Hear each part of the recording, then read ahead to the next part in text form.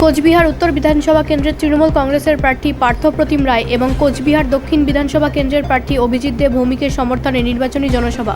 পাশাপাশি এই সভায় উপস্থিত ছিলেন শীতলকুচি বিধানসভার প্রার্থী হরিহর দাস, নাটাবাড়ি বিধানসভার প্রার্থী শৈলেন বর্মা এবং তুফানগঞ্জ বিধানসভার প্রার্থী শিবশঙ্কর পাল। বাংলা ভাষায় কথা বললে অত্যাচার করছে, আমাদের লোকেদের তোমরা পায়ে ধরে নিয়ে যাও, কারণ আমাদের লোকেদের প্রতিভা আছে, দয়া করে নিয়ে যাও না।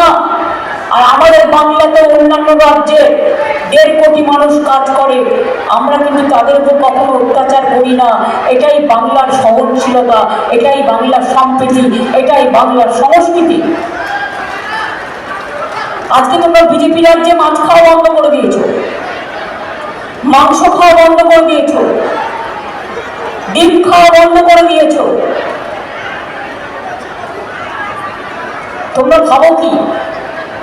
আমরা মনে করি যার যার নিজের নিজের খাবার আছে।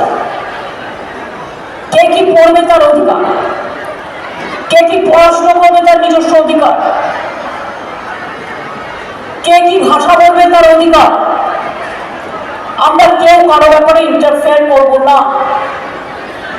কিন্তু তোমরা আজকে মাছে ভাতে বাঙালি, মাছ খাওয়া বন্ধ করে দিচ্ছ, মাংস খাওয়া বন্ধ করে দিচ্ছ, ডিম খাওয়া বন্ধ করে দিচ্ছ। তাহলে মানুষ কি খাবে? আমার মাথা না তোমার মাথা? মাথা চিবিয়ে খাবে?